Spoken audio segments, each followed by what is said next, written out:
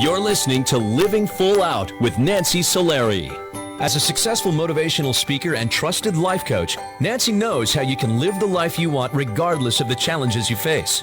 Although she's legally blind, Nancy's mission is to inspire others to overcome obstacles and live life full out. Call in at 800-333-0001 to ask Nancy for advice on topics such as relationships, finances, business, health, and more. Just call 800-333-0001. Once again, that's 800-333-0001. And now, here's Nancy. Hello and welcome to Living Full Out Show. I am Nancy Solari, very excited to be here with you today. And we're talking about courage. We all want to have courage in our life. It's interesting, from the earliest moments in our life, as a toddler first taking their first step, or as we journey through life, asking someone on a date, or in some cases having to leap from a time in our life when we're comfortable to the uncomfortable, to the unknown. Courage is all around us, but it's what we need in an effort to live full out. So we're going to be talking to our inspirational guest, Andrea Davis, coming up in our next segment. She's going to be talking about the courage that she needed to have to jump from a cruise ship, believe it or not, while it was sinking. It's an amazing story. You don't want to miss it. We'll also be taking your calls. Again, that number is 800-333-0001. If you're looking to bring courage into your life, take that next step in a big way to make a change occur. We're happy to be here for you and to give you that motivation that you need to take that step. Also, if you want to hear today's show again, go to livingfullout.com. Click on our radio show tab, and this episode and all of our episodes will be waiting there for you. Also, if you have a question about today's show, feel free to reach out to us at connect@livingfullout.com. Again, that's connect@livingfullout.com. We want to make sure that you're supported with resources or any more motivational advice that you might need to take those courageous steps. Now, I'm getting word from our producer that we do have a caller on the line, so we're going to check in with them. Hello, welcome to the Living Full Out Show.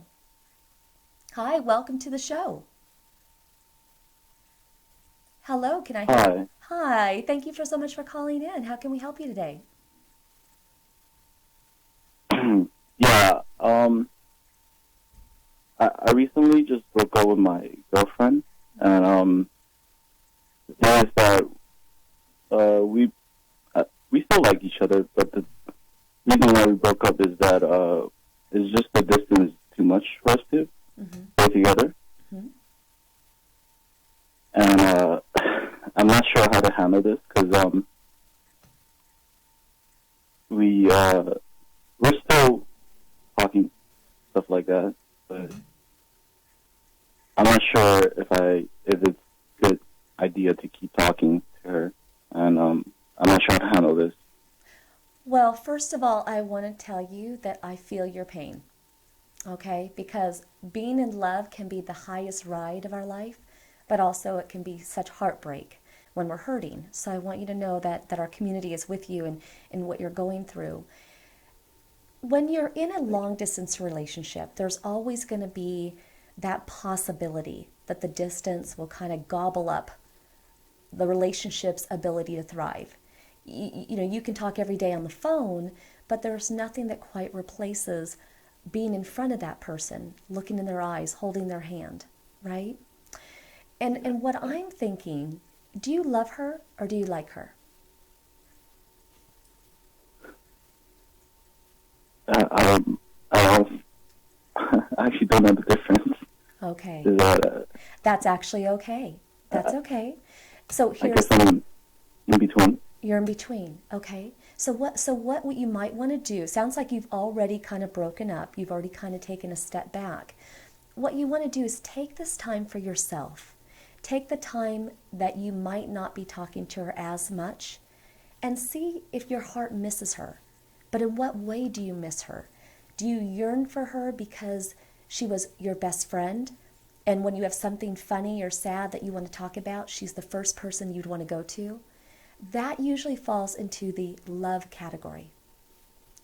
If you enjoy bouncing ideas off of her, if every now and then she just cracks you up, but she kind of falls more into the buddy category where, you know, it's okay if we don't talk every day. The days you don't talk to her, just fine. You know you'll catch up with her sometime that week. that would be a friend. And so your heart needs to kind of figure that out. And the good news is, I believe that the universe, God, whatever you believe in, sometimes just takes care of things for us. It allows us sometimes to have that space. Because what if you like her as a friend, but maybe you're not in love with her? What if she were to fall deeply, deeply in love with you? Then the relationship would be out of balance again. Do you see what I'm saying? So it's best to kind of take this time for you and just feel out, every day. Do you think of her every day? Do you think of her once a week? And then kind of give it a month and see if the intensity for how much you're thinking of her is still there, top of your mind. Or over the course of that month, did you notice that you were able to go a couple of days without thinking of her? You kind of got busy with other things. Like I said, you'll know when you're in love because you'll have butterflies in your stomach. You'll think of that person all the time. You'll daydream about them. They'll be in your dreams, literally. Does that make sense? Yeah.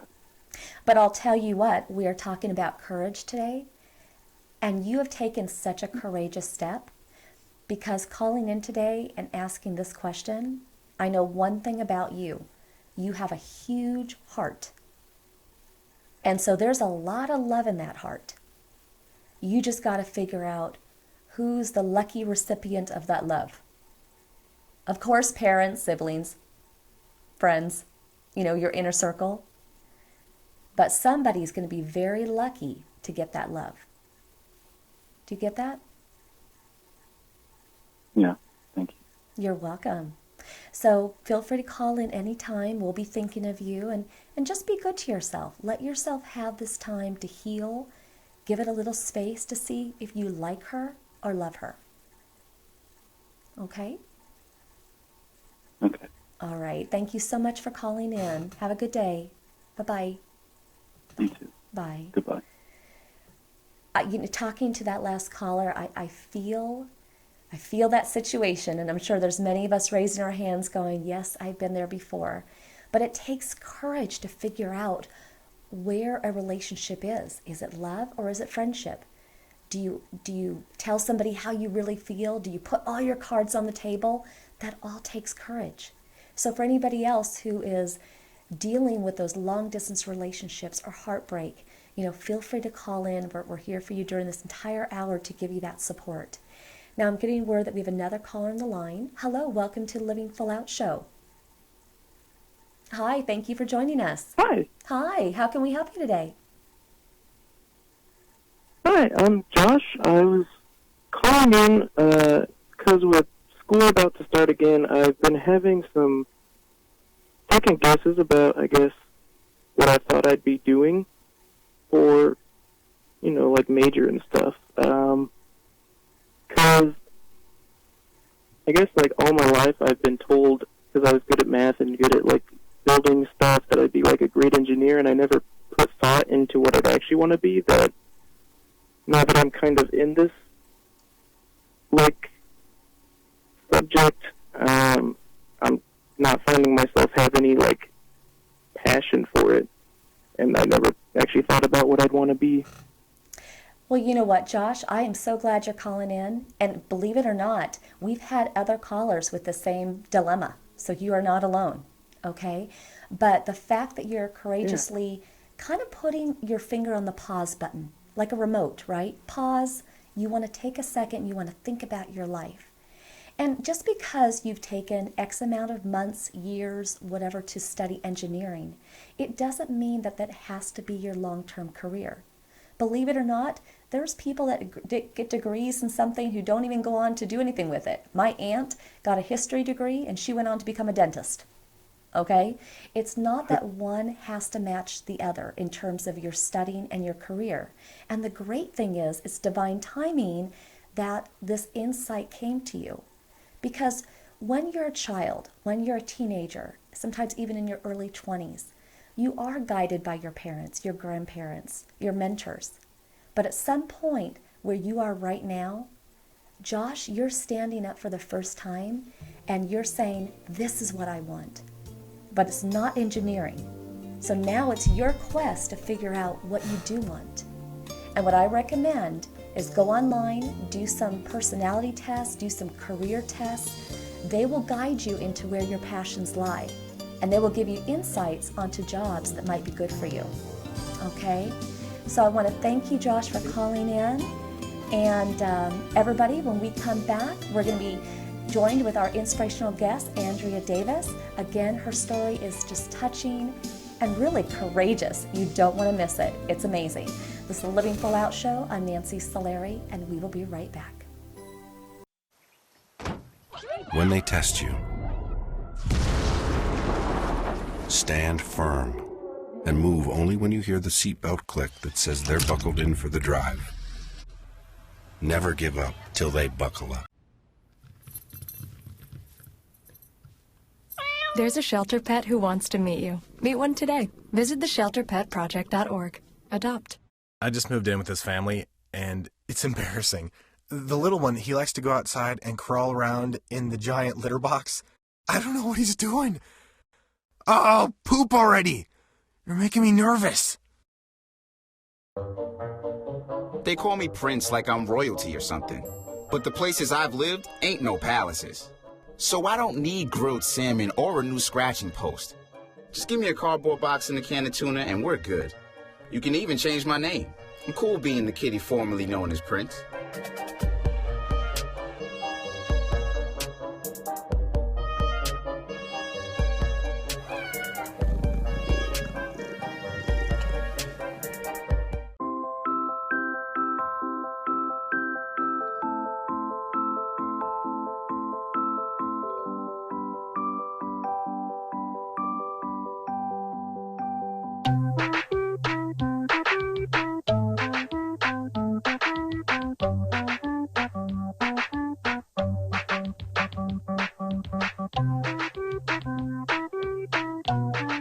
Start a story. Adopt at theshelterpetproject.org.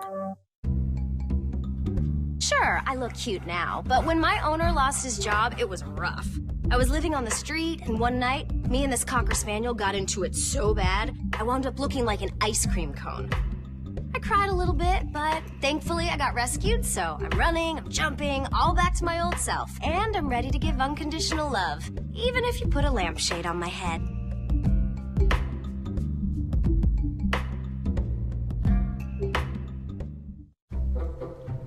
They call me Maxie, but I prefer tripod. I was your above-average four-legged homie, and then wham-bam minivan. Some people pity me. Now that's lame. I still run, fetch, and swim. And the ladies love me. I'm the ultimate wingman. Just don't ask me to high-five.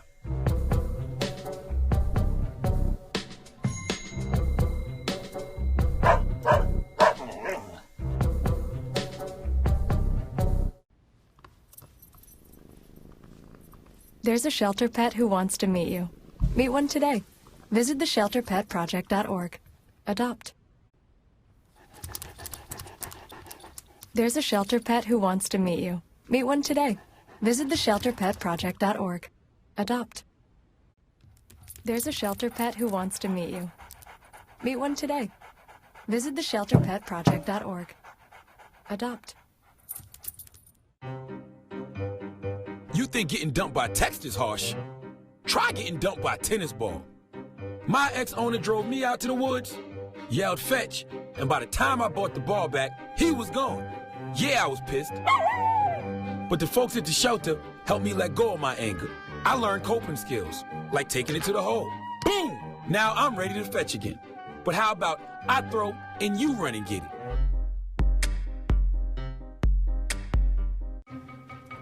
Me and my boy Matt had it good. He had catnip that was off the hook. But one day, he brings a girl home, and she's allergic to cats. Every sneeze was a nail in my coffin. Now I'm in a shelter. It's decent, but they don't even have Wi-Fi.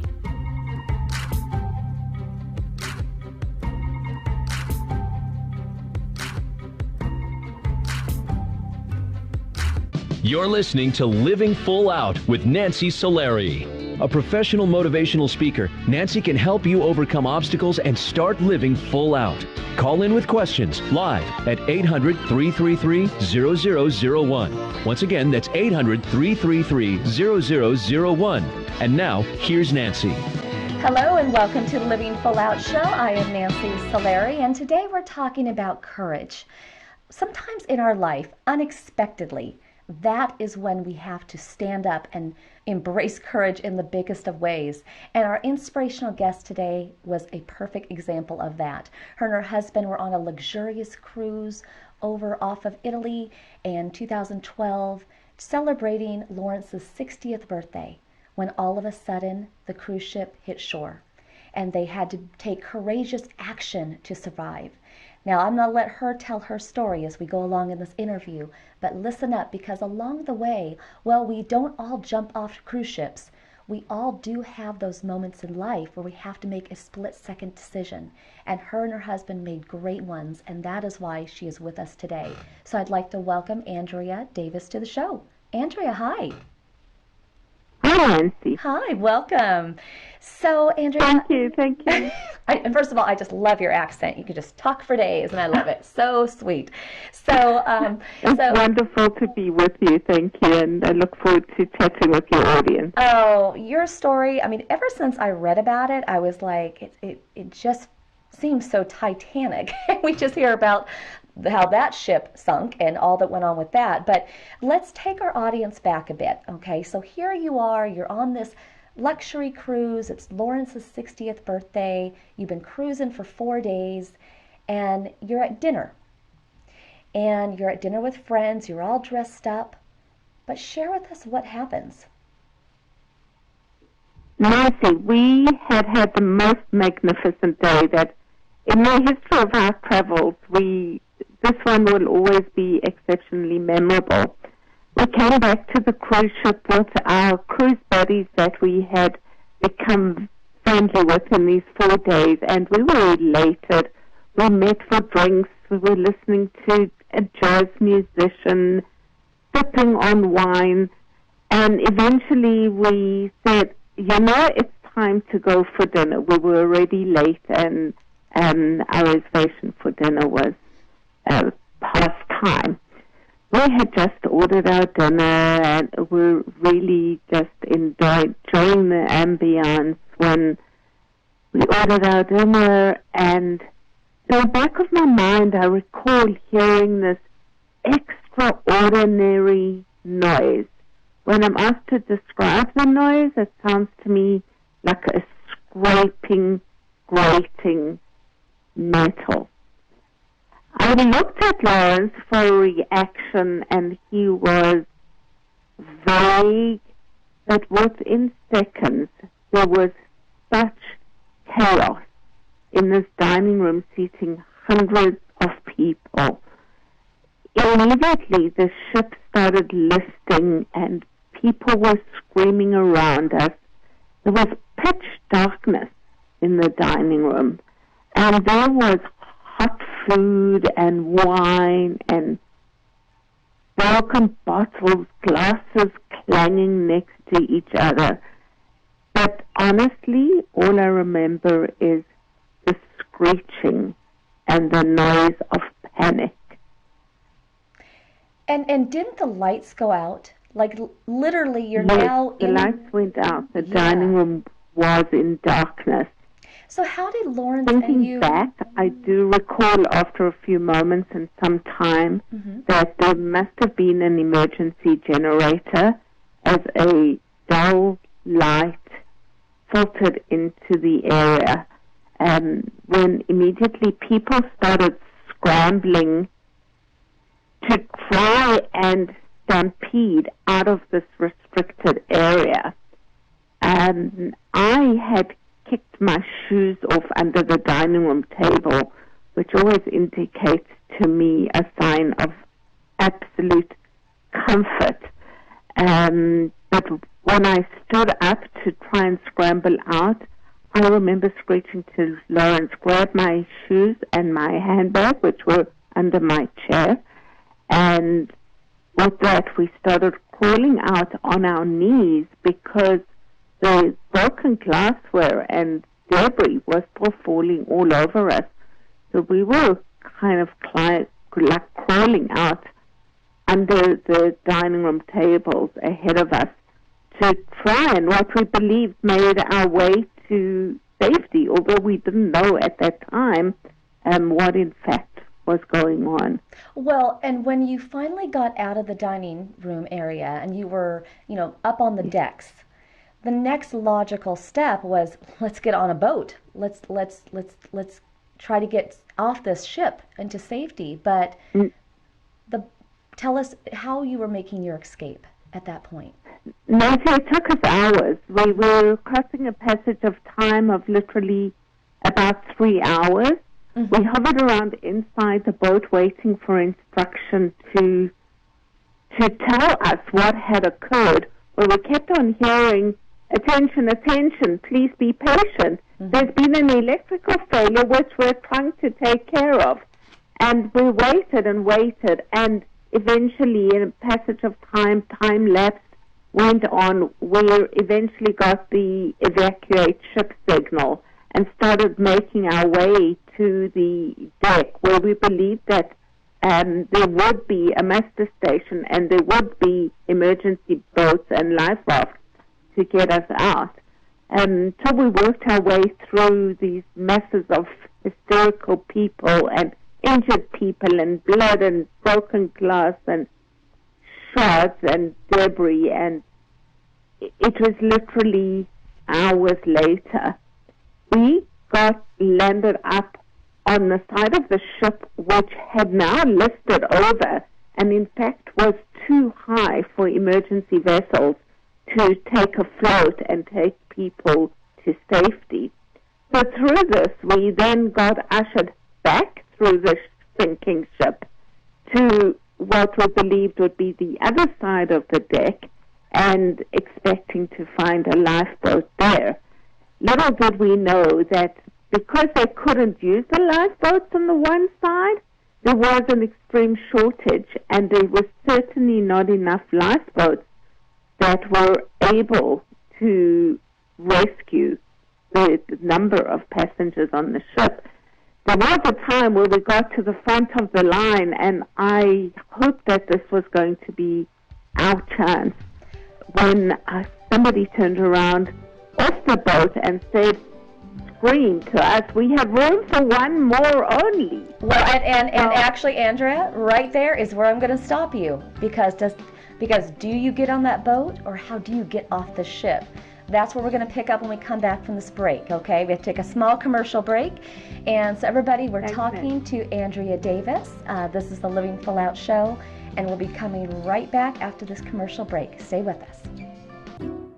I'll never forget the day our landlord called and said, "Read your lease. No pets allowed." My owner tells him my dog ate the lease, but that didn't work. And now I'm stuck in a shelter. But this pit bull is ready for a new crib. I'm loving, loyal, and play well with others. So don't be intimidated by all my muscles, because the biggest one I have is my heart. That's right, I said it.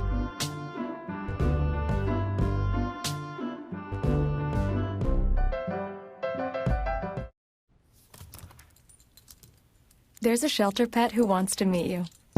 Meet one today. Visit theshelterpetproject.org. Adopt. 1 in 6 seniors faces the threat of hunger, and millions more live in isolation. America, let's do lunch. Drop off a hot meal and say a quick hello. Volunteer for Meals on Wheels by donating your lunch break at americaletsdolunch.org. 1 in 6 seniors faces the threat of hunger, and millions more live in isolation. America, let's do lunch. Drop off a hot meal and say a quick hello. Volunteer for Meals on Wheels by donating your lunch break at americaletsdolunch.org. 1 in 6 seniors faces the threat of hunger, and millions more live in isolation. America, let's do lunch. Drop off a hot meal and say a quick hello. Volunteer for Meals on Wheels by donating your lunch break at americaletsdolunch.org. Our family is no less than any other family. My heart doesn't see race. Love is love.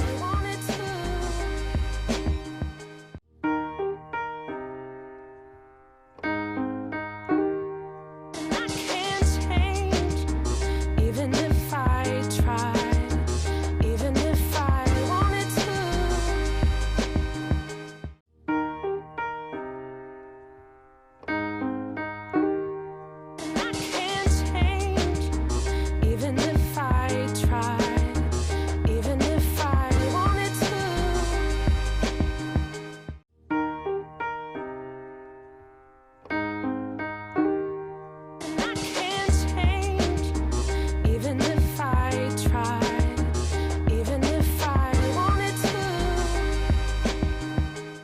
How can I help my daughter with her reading?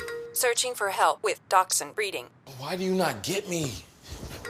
I do. This is what it feels like for kids with learning and attention issues. Redirecting to understood.org. Join parents and experts at understood.org, a free online resource about learning and attention issues to help your child thrive. Connor is struggling in school. Finding lowest airfare to Istanbul. Why don't you understand me? I do. This is what it feels like for kids with learning and attention issues. Redirecting to understood.org.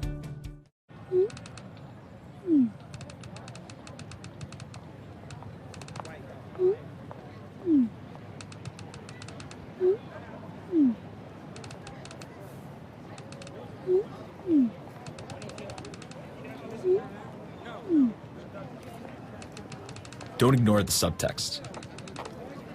It's on us to intervene in sexual assault. Because we can.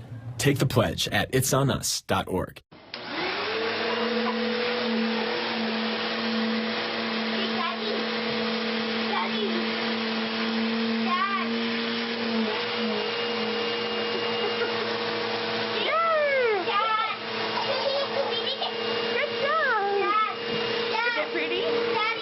How's your hair? Is it pretty?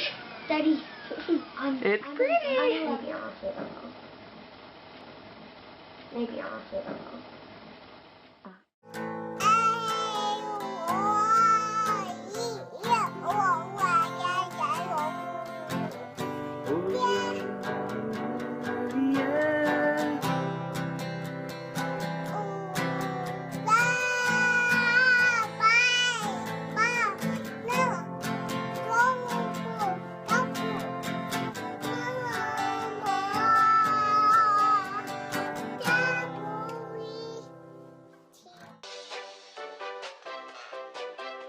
You're listening to Living Full Out with Nancy Solari. As a trusted life coach, Nancy will help you overcome setbacks and embrace all life has to offer. Call in with questions live at 800-333-0001. Once again, that's 800-333-0001. And now, here's Nancy. Hello, welcome to the Living Full Out Show. I am Nancy Solari, and this is Living Full Out, and we're here to help motivate you each week. And today we're focusing on the topic of courage. And our inspirational guest today, Andrea Davis, was no stranger to the courage when in 2012 her and her husband Lawrence had to literally have the courage to jump from a cruise ship to safety. And we're going to jump back into her story now. So, Andrea, welcome to the show. Are you still with us? Andrea, are you there? Let's see. Andrea. Nancy? There Hi. you are. Hi. Okay. Well, I am. Thank you. You're welcome. So I just wanted to jump back into the story here. So ultimately, I know that you were not able to get onto one of the cruise ships. Unfortunately, that was not an option. And you and your husband had to make the decision to leap off of the ship and kind of take your destiny into your own hands to survive. Can you share with us about that moment, that split-second decision that you had to make? What can I tell you? I sincerely believe that it was out of my power. I became a different person. When I looked at Lawrence, he looked at me, and holding hands together, we knew it was either sink or swim. There was no ways we could remain where we were as the boat was going down. We were already submerged in water. We had to leap away from the ship. And together we took this plunge of our lifetime, not knowing where we were, how far we had to swim. We did see blinking lights in the distance and clearly had hoped that there would be life on the other side of the ocean. Now, it was pitch dark. Mm-hmm. Now, once you jumped in, though, obviously it's pitch dark, middle of the night. You're swimming. Freezing cold. Exactly, freezing cold, and you're swimming in this open water. And I just got to ask you, because I grew up in the shark Jaws generation. Were you afraid of sharks in this open water? Nancy, thank you for asking this question, because I still get teased. We have to see humor in this situation, but to this day, Lawrence still laughs at me when I had the thought and the courage to bob my head up over the water and shout to him, "La, are there sharks in the water?" Having asked this question years later, I believe there had been known to be sharks, but we were in the middle of the Mediterranean and freezing cold winter. Putting into perspective, I don't believe sharks were my biggest fear. Right. Well, and because it was so cold, and you had your own health challenges as well with your hip, I know it took every ounce of strength for you to get to the other side. And I want everybody to picture something. Lawrence and Andrea are kind of leading the charge on this, but behind you were other shipgoers that kind of leaped after you and kind of followed your lead, right? I took the first plunge, and by setting that example, I believe people followed, and we were swimming down a stream, one after another, which I only remember hearing the splash, but I have no recollection of who these people were. There was no communication with ourselves and these people after. We eventually did get to the other side, where we had swum to what we believed was going to be land, visioning it's going to be a beach, it's going to be warm beach sand. But no, I was faced in front of me with this huge rock cliff. The rocks were cold, the edges were sharp. I had no shoes on. I had kicked my shoes off in the water, and I just remember scouring up the rocks like Superman. To this day, again, Lawrence still calls me Superman as I remember grating up the rocks. But fortunately, the stream of people behind me became a man chain, and as I scoured up, there was people pushing from the bottom until we eventually did get to the top of the surface of the rocks. Wow, I love that camaraderie. But when you turned around and for the first time you could see the ship all out of whack, sinking, what were your thoughts at that point? Immediately my recollection was this was my first moment of fear. When we were standing on the ship, we really did not think ultimately. It was thinking of the immediate moment, left in front of right. But when you removed from the situation and look back on the sinking ship was when I first remember the immediate and extreme grief and pain in what we had experienced and what we had to face. We had no idea where we were going, if anybody even knew we were there on this freezing cold, dark, wintry, blizzard night. I mean, it sounds so scary. I mean, thankfully, you and Lawrence stayed together. I'm sure there were people on that cruise ship that lost touch with each other, but thankfully, you were together. And I know when daybreak came, people did start to come to help. And in the days, we were rescued in the later part of the night. We had heard voices in the background, and having spoken about it after, realized that the emergency had sent people out to rescue us as they'd seen the flashing blinkers from the light on our life jackets, which eventually I had got because at the time of the accident I wasn't even able to get hold of a life jacket. We were rescued by some local people who had climbed up the other side of this cliff to help bring us down. And again, we were one by one in this chain of people on the edge of this cliff, making our way down to what we believed would eventually be safety.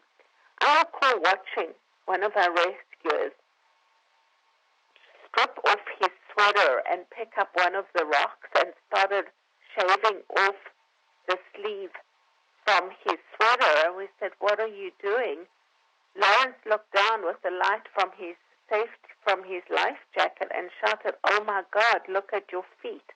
I did not realize at that point, that my feet had been shredded and cut to smithereens.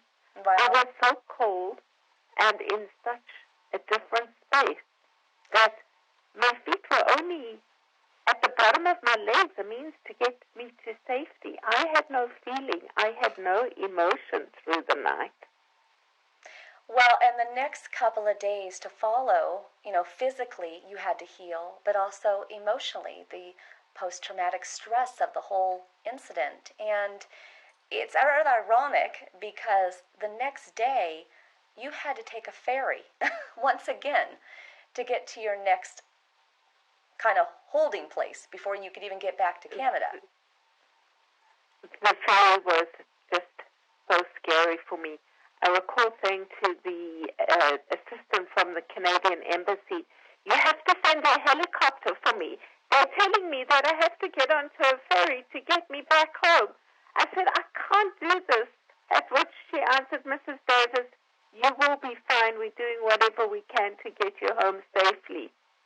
Well, and they did. They did. I know that. They did everything that they could. It took me a while to realize that healing was not about forgetting. It was about looking at what had happened and saying to myself, "This will never defeat me. I somehow have to turn this into a source of strength, a source of wisdom, to wow me and not to allow me to wallow." So much had happened to us in such a short space of time when your life could have been taken from you at the blink of an eyelid. And here we were, and we just had so much to be grateful for. Well, and I know, so much power and strength to go forward. Mm-hmm. Right. And I know that in the days, the months, the years later, you had to deal with just the recovery, both emotionally and physically. But what is so great, I want everyone to understand this, it wasn't like Andrea and Lawrence gave up cruising. In fact, you did go on to cruise again. You did not let this experience hold you back. And why do you think that is? Nancy, I'm sorry.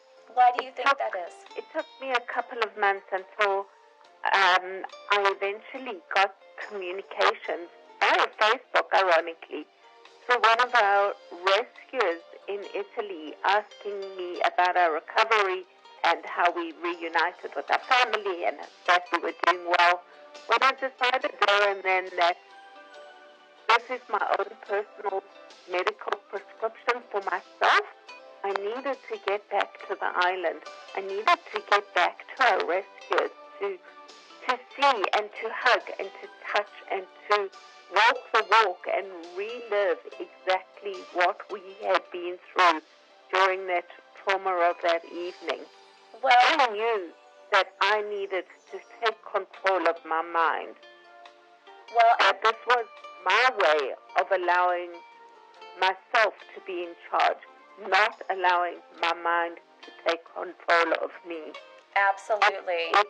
And Andrea made this whole experience more tangible. Right. And you know what? We actually are at the end of our interview. I can't believe it. But I want to thank you very much for being on today's show and just sharing with our community about your big courageous leap. And I'm so proud of you and Lawrence for doing that. And I want to thank so much for you being on the show today. Everybody, that was Andrea Davis sharing her inspirational story. Now, when we come back, we're going to be taking your calls. And again, that number is 800-333-0001. We're talking about courage today. This is the Living Full Out Show. I'm Nancy Solari, and we'll be right back after this break. Red shirt, blue shirt, yellow shirt. Oops. Yellow pants, red pants, green pants. Oops. Here we go. Here we go. We're gonna go out there in the rain. You're gonna get wet. All right, here we go. Go, bro.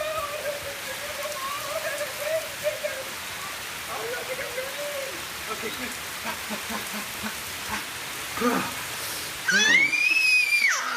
oh yeah, yes. So much fun. Mwah. We're getting so wet.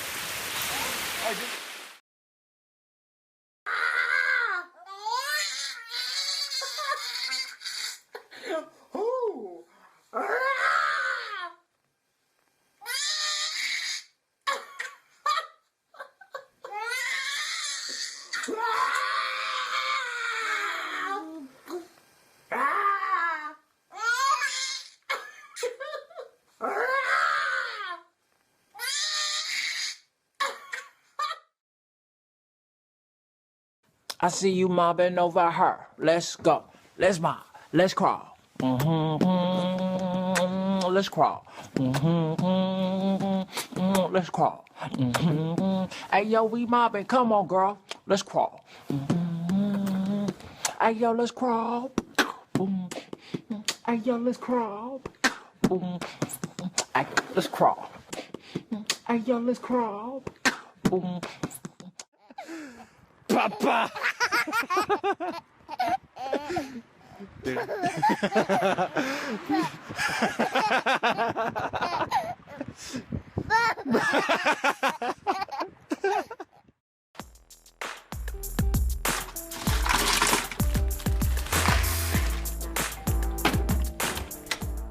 Thank you.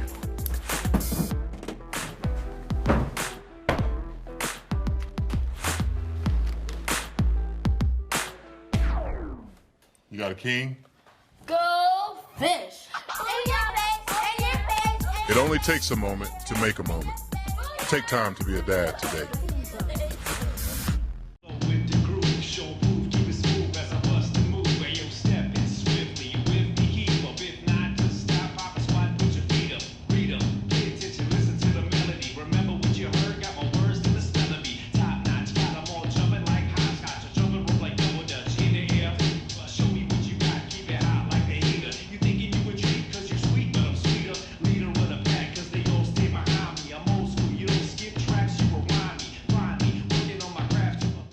Drop that baby.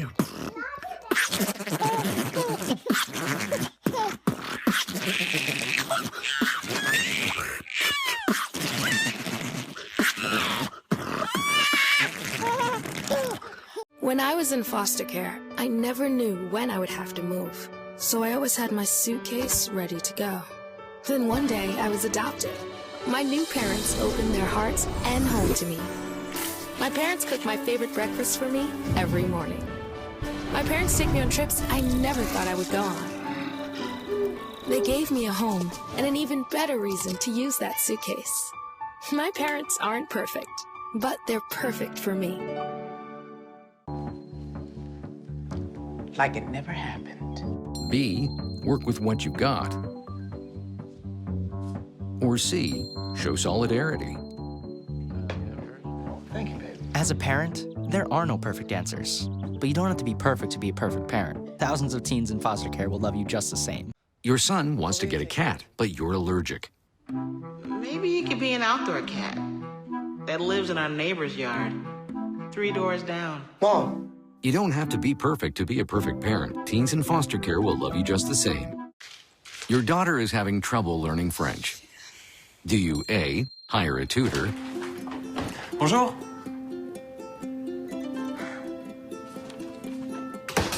B, enforce a French-only rule at home? Or C, watch some foreign films?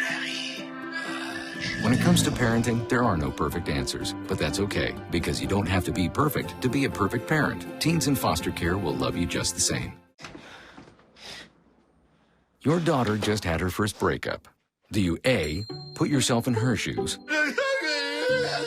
B, console her? Don't worry, sweetie. This is gonna happen a lot. Or C, find her a new boyfriend? Nice, single boys. was weird. As a parent, there are no perfect answers. But you don't have to be perfect to be a perfect parent. Thousands of teens in foster care will love you just the same. When they test you, stand firm and move only when you hear the seatbelt click that says they're buckled in for the drive. Never give up till they buckle up. There's a shelter pet who wants to meet you. Meet one today. Visit theshelterpetproject.org. Adopt. To be courageous in life doesn't take anything more than your will, determination, and the fire within you to want to take that leap in life.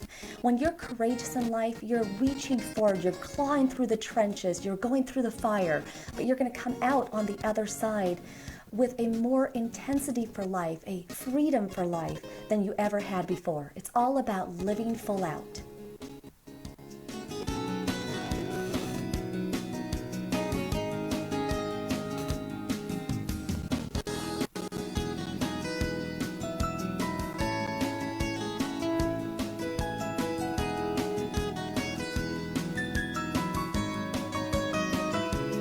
You're listening to Living Full Out with Nancy Solari. As a certified life coach, Nancy can help you to overcome challenges and start living full out. Call in with questions live at 800-333-0001. Once again, that's 800-333-0001. And now, here's Nancy.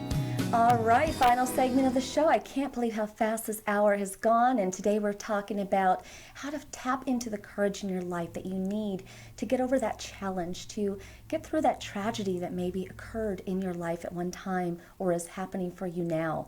And we're always taking your calls in every show, and again, that number's 800-333-0001.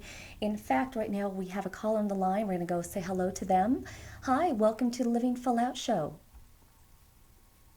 Hello. Hi, thank you for calling in. Share with us what's going on.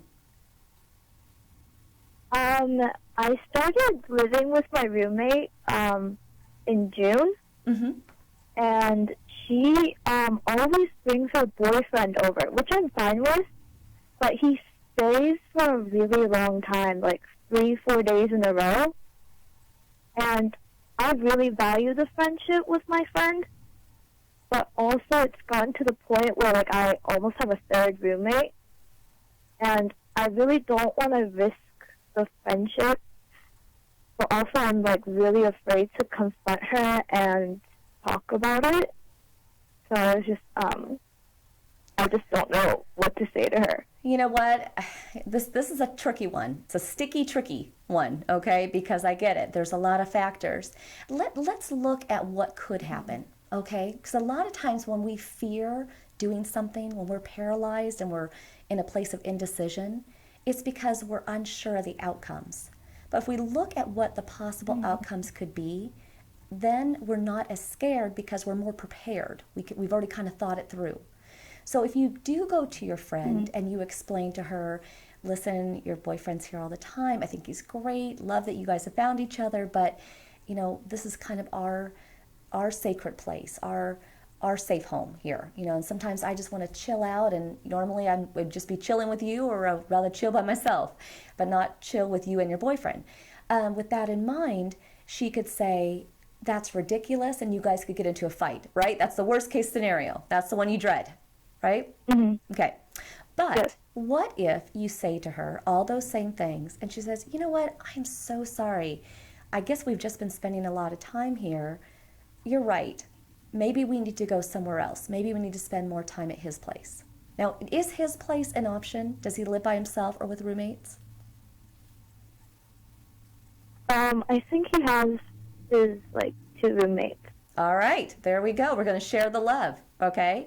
Just as you feel the pain and a bit of the stress of him being at your home, maybe they need to share that time, okay? So yes, he has 2 roommates, but from time to time, she may need to go to his house. Again, you're not booting him out of the home, but you're just saying, can we find a compromise? Okay? Now, the other thing is, she might say, I am so sorry. I had no idea you felt that way. She might go to the place of overly apologetic. And then from there, try to really do all she can to not have him be around as much. And if he does come over, maybe they just hang out in her room only, not taking over the living room, the kitchen, and other common areas. Okay? So situation 1 is the one you fear. But option 2 or 3 would give you some of your space back. The thing is, if you don't courageously step up and express your feelings, you'll never know if option 2 or 3 can happen. Do you see that? 2 out of 3 of the options. I don't want it to be uncomfortable. Well, but what if you ask her, what if you come to her and she gets it, and what if she makes the situation better? Wouldn't it be worth taking that risk? Right? Yeah. Now you're saying, yeah, like you're not sure, but remember, out of 3 options, 2 of the 3 options get you your space back. 2 of the 3 options are a compromise. It's only the one fearful option that's holding you back. When you got 2 to 1 odds, I say you go for it. If she's going to get upset with you, and if that one fearful conversation turns into an end of the friendship, you got to reevaluate whether that friendship is worth keeping. Because isn't your personal space worth something to you? Yes. Okay. The friendship has value also, but aren't your opinions, your thoughts, and your concerns, aren't they of value also? Yes. Right? Yeah. So I encourage you to face that fear. Remember, you got 2 to 1 odds. 2 options are good, 1 option's fearful, but the odds are in your favor. Okay? And just come to her with that big heart that you have. Come to her in a loving way, and I'm sure she'll get it. Okay? But I want to thank you very much for calling in. Thank you so much. Have a great day. Thank you. And I want to thank everybody who called into the show today. It takes courage to call in. I get that. But it's all about getting the motivation that you need to take action in your life. And we're not going to get it right all the time. But it's worth taking that risk to put yourself out there to get to the other side. I want to thank you all for listening today. If you want to hear this show again, go to livingfullout.com. If you need support beyond today's show, reach out to us at connect@livingfullout.com, or if you have a story that you want to share with our community, we'd love to hear from you. I also want to thank our entire Living Full Out family that puts the show together. Rich, Elizabeth, Sam, everybody is here to support you each week. But most of all, I want to thank you for being here with us during this hour. Here's to you living full out, and I'll see you next week.